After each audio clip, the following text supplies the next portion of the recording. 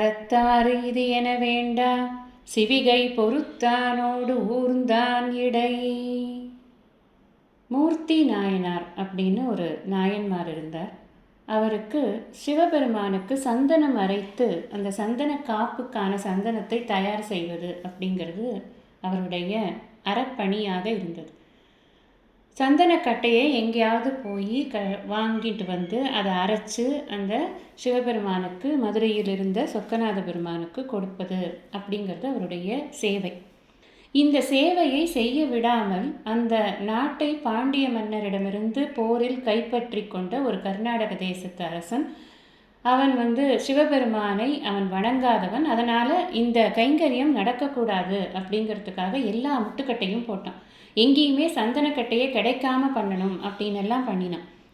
கடைசியில் அவர் என்ன பண்ணினார்னா, தன்னுடைய கையாலேயே அந்த சந்தன கல்லில் வச்சு தேய்ச்சி இதையே நான் அவருக்கு பூசுகிறேன் அப்படின்னு அவர் முனைந்து அதை செய்யும் பொழுது சிவபெருமான் என்ன பண்ணார், இவ்வளவு நீ உன்னை கஷ்டப்படுத்திக்க வேண்டாம், நீ கவலைப்படாத, அந்த ராஜா மடிந்து போவான், இந்த நாட்டை நீதான் ஆடப்போகிறாய், நீ நினைத்தபடி எனக்கு எல்லா கைங்கரியமும் செய்து கொண்டிருந்து என்னை சேர்வாய் அப்படின்னு சொல்லி அவருக்கு ஆசீர்வாதம் பண்ணுவார்.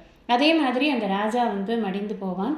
அதற்கப்புறம் ஒரு யானையின் மூலமாக யானை யாருக்கு மாலை போடுறதோ அவர் தான் நாட்டுக்கு ராஜா அப்படின்னு எல்லாரும் சேர்ந்து முடிவு பண்ணுவார்கள்.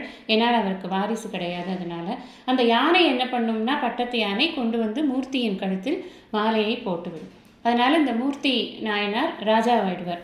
இந்த ராஜா என்னென்னலாம் உபயோகித்து கொண்டிருந்தாரோ, பல்லக்கு, ஆள், படை எல்லாமே இந்த மூர்த்தி நாயனாரும் உபயோகிக்கக்கூடியதாக ஒரு சூழ்நிலை வரும். அது வரைக்கும் அவருக்கு அதெல்லாம் இல்லை.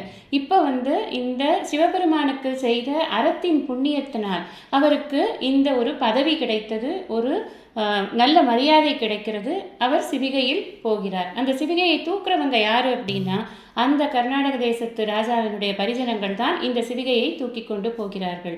இப்போது நமக்கு இதிலேருந்து என்ன தெரியுது அப்படின்னா, அறத்தின் காரணமாக ஒருவருக்கு உயர்வானது வருகிறது, அறம் செய்யாதவர்களுக்கு தாழ்வானது வருகிறது. அவ்வளவுதான். நம்ம எப்போனா நமக்கு உயர்வு வேணும் அப்படின்னு நினச்சோம்னா நம்ம என்ன பண்ணணும்னா, அறம் செய்து கொண்டே இருக்க வேண்டும் அப்படின்னு புரிஞ்சுக்கணும்.